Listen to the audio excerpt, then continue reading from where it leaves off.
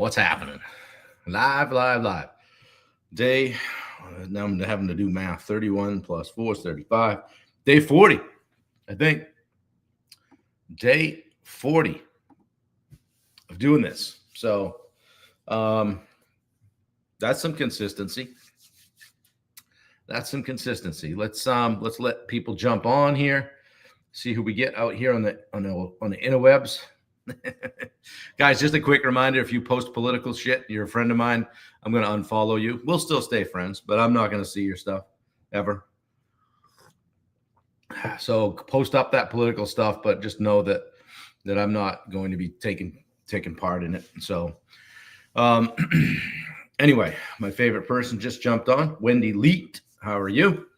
I hear her scratching across the floor up there. On the walk. I should have got a basket and the 5-horse Briggs and Stratton put on that thing. Luke's Electric, how you doing this morning? On the Insta chat. Good to see you. Yeah, so hey, we're into week 2 of the recovery, and I say we like I had a hip replacement.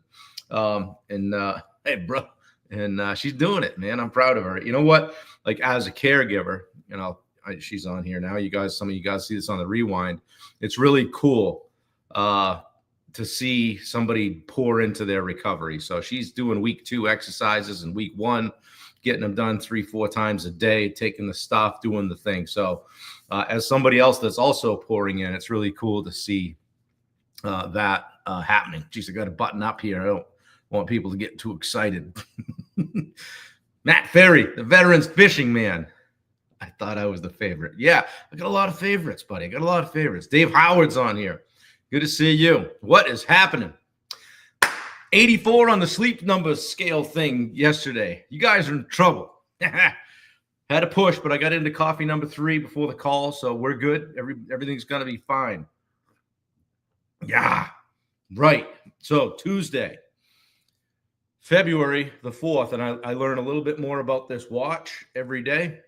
1 step forward, 2 steps back sometimes, but used it on my walk the other day. I really liked it. And then I started making a lot of noise, and apparently my phone is hooked to it. So we're getting it figured out, get it dialed in. I think it's going to take most of this year to get it how I want it. It's the Phoenix 8 by Garmin, which is super cool. If I could wear it all night, like 24/7, it would give me all my sleep stuff too, and I wouldn't have to do the other thing. But it's just nice to take a watch off at night. Don't necessarily want to wear that all day, every day, and all night. So anyway, hey, post in the chat how you doing today. 1 to 10, scale of 1 to 10.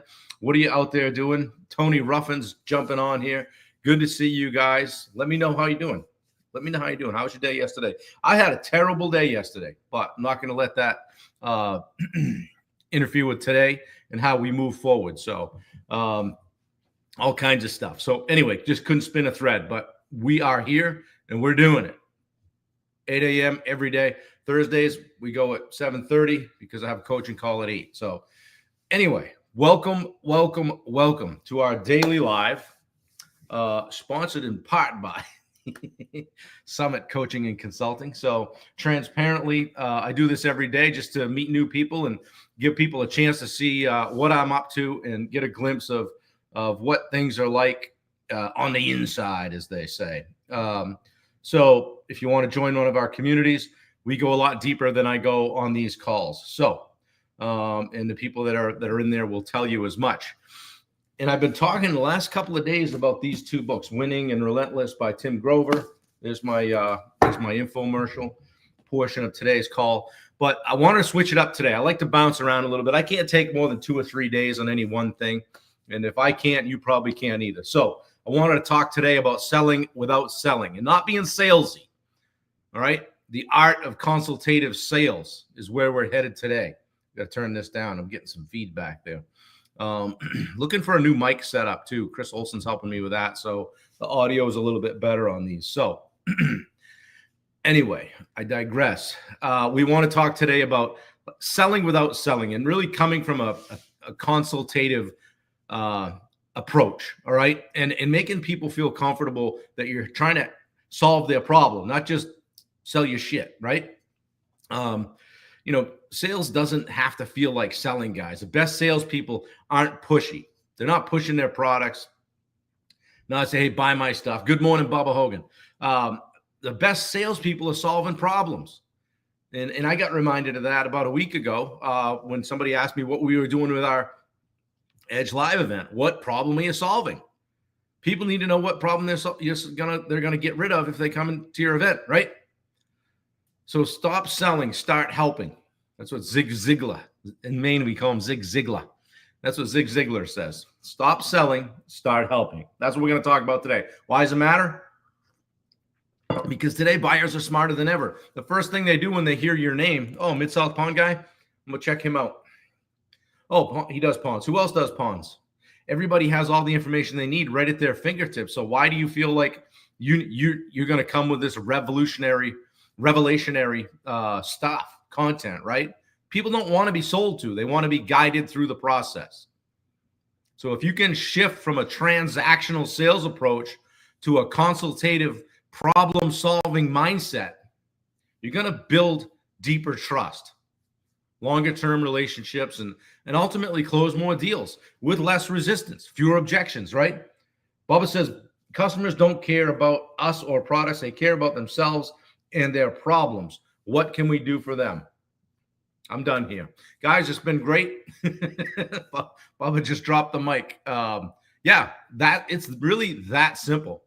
Nothing more needs to be said. Start figuring out how you can help them the most. All right? So there's 4 pillars of consultative selling I want to share with you today.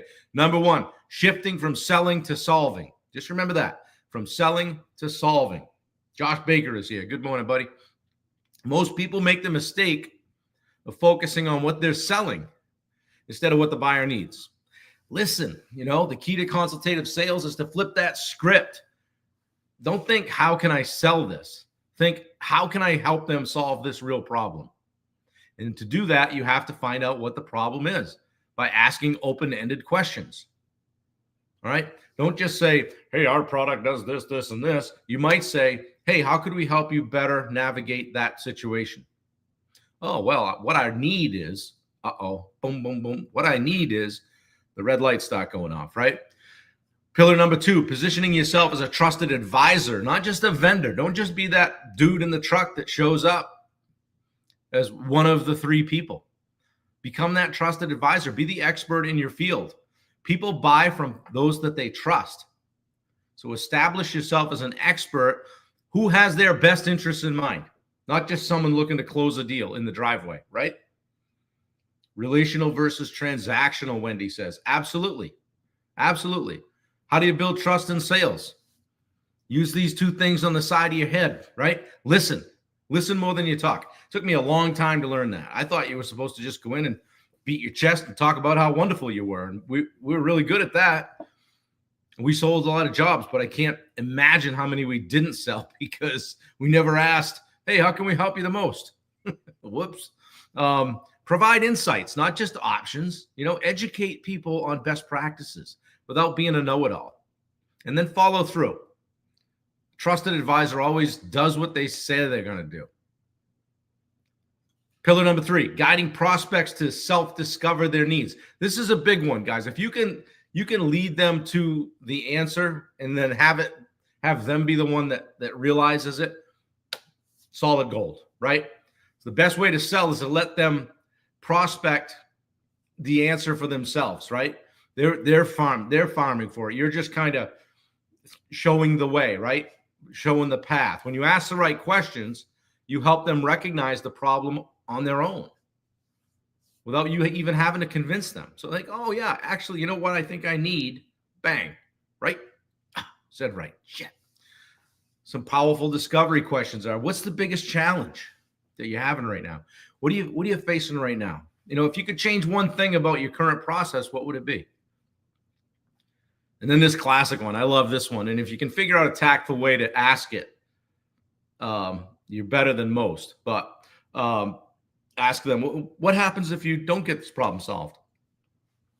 I've done that with people with an addition. Well, geez, you mentioned your biggest need is space and that your family's growing. I mean, you haven't started this project yet.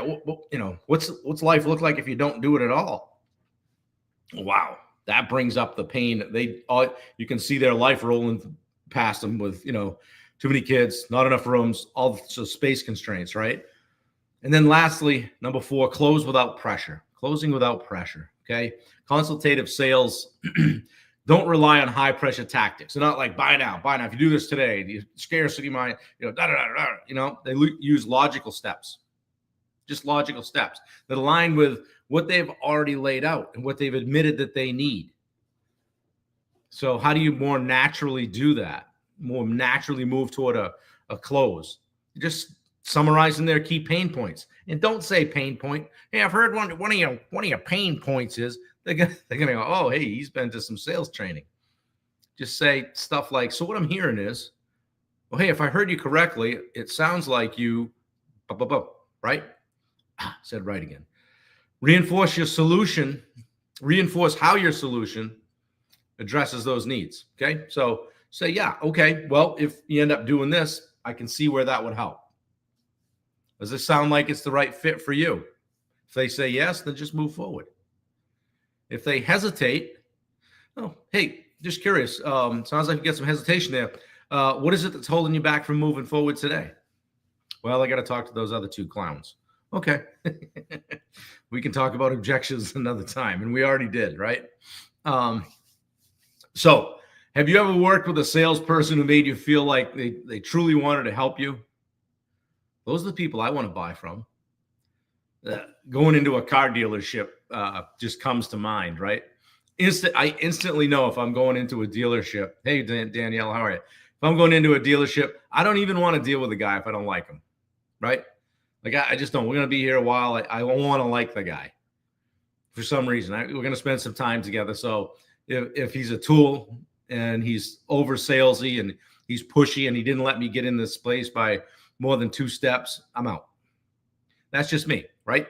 I challenge you this. Think about your last sales conversation. And if you don't think you're in sales in some way. Even if you just have a W-2 job and you're, all right, I'm not a business owner, you're in sales. You're in sales when you want to go get the day off on Friday, right? You're in sales. Hey, whoever the boss is, whatever. Hey, what would it look like if, hey, so what I'm hearing is we're all set. I think I can take Friday off, right? Everybody's in sales. But what's one way you can shift your approach and come from a more consultative approach and not just know everything and not be attacking? Dave Saperka, how are you doing? Good morning, sir.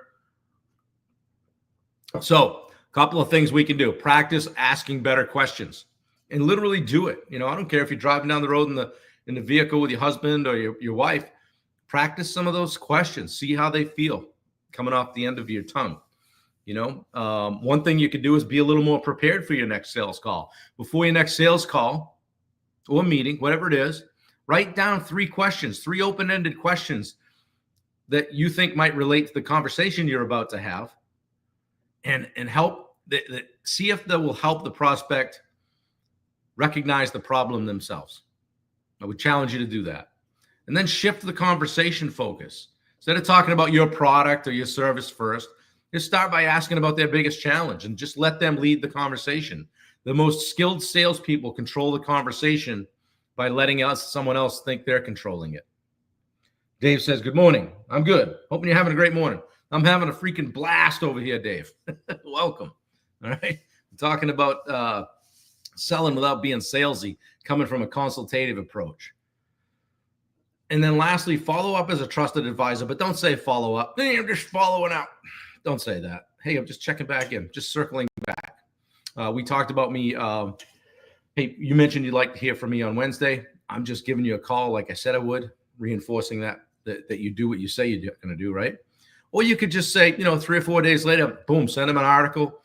If it's maybe they're thinking about building a deck, you send them, hey, here's 3 decks we did last year. You mentioned that cable rail thing. Here's one we did, and I thought you might like to take a look and might help you with some inspiration. Just come from that, not necessarily looking for anything from that interaction, but it reinforces your role as a consultant, not a salesperson. So guys, backtracking it here, recapping it, selling isn't about pushing. It's not being about pushy. It's about guiding people.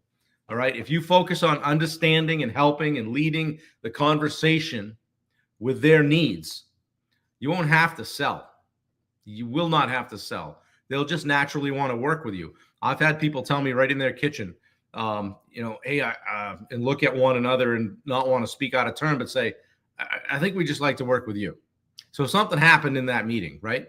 They gained trust. They figured I could do a good job. They wanted to work with us. Doesn't mean every one of them went that way. Some people still need to do their due diligence, and that's fine.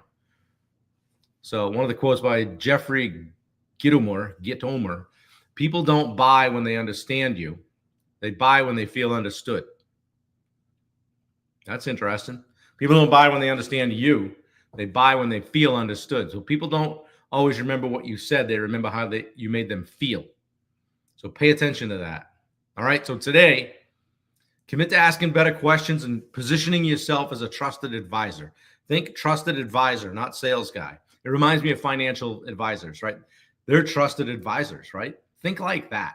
They're not trying to sell you something. They are, but you're going to them with your money, with your finances, right? They have to be a trusted advisor. So think like that. And then I challenge you to share something in the chat about maybe a question you plan to use, or how a recent sales interaction went with you. We heard from Matt Tolman the other day about a bathroom that he was looking at. Wendy says he got an 84 in the sleep score. I did 84, actually higher than Wendy. So usually she's full 10 points or so ahead of me. So yeah, 84. This is what an 84 looks like, and 2-3 cups of coffee. So we got a lot going on today. We got some coaching calls to do, some contracting stuff to do. Things are winding down there, which is great, and it's exciting. Yeah, I'm just setting them up and knocking them down, guys, every single day, and I hope you are too. Again, if I can help you in any way, you want to schedule a free 30-minute consultation, I'll be consultative. I promise. I won't try to sell you coaching, but if it's something you think might help you, I definitely want to get on a call with you. And nothing's going to change, guys, if you don't take some action. Take massive action. Make 25 different than 24 for you if you weren't happy with 24. If 24, you knocked it out of the park, and you want to repeat that, by all means, keep hopping on here and comment, and participate. We enjoy having you around. We can learn from you. Yes, don't forget our event on February 22nd. Many of the people on this thread are coming, and I appreciate you. Did I see that? Okay, I thought I saw Jason Rector jumped on. I keep seeing, oh, that's Josh Baker. When I scroll by it quick, I see Jason Rector. But anyway, yeah, come to the event. I don't know what else to say. If you're feeling stuck, we can help you. You're going to get unstuck. It's going to be fantastic. It's going to be a great day. A lot of people flying in from all over the country, which humbles me, because I know that they trust that we're going to put on a great day. All right. Starts at 8, lunch in the middle, ends at 5. We're going to do some things on Friday night. We'll probably end up getting together Saturday night. And I believe we're going to do a cold plunge on Sunday morning, which is not going to be fun. So anyway, I appreciate you guys. I love you all. I hope you get something out of this. And if you did, please share it. Please share it. I've got a YouTube, goes to Facebook, all that stuff. I want to thank you guys for jumping on today. I appreciate you. Have a great day. Patty Gallant looks like she was on here. Veterans Fishing on Instagram. Matt Ferry's in 11. Nikki McGee was on. Luke was on. Good for you guys. Casework in New Jersey. Touring Man, of course. Appreciate all you guys. Give you a little shout out. Share it out to your friends. If you know somebody that's struggling, if you know a company that could use a shot in the arm with regard to their culture, and have somebody come in, I'll travel to them. Have somebody come in and just spend a day or two with their leadership team. I would love to do that. So get on the phone with me. Let's figure it out. DM me, send me a smoke signal, whatever you got to do. And let's get out there and kick some ass today. All right, guys, I appreciate you all. I'm out. Take care.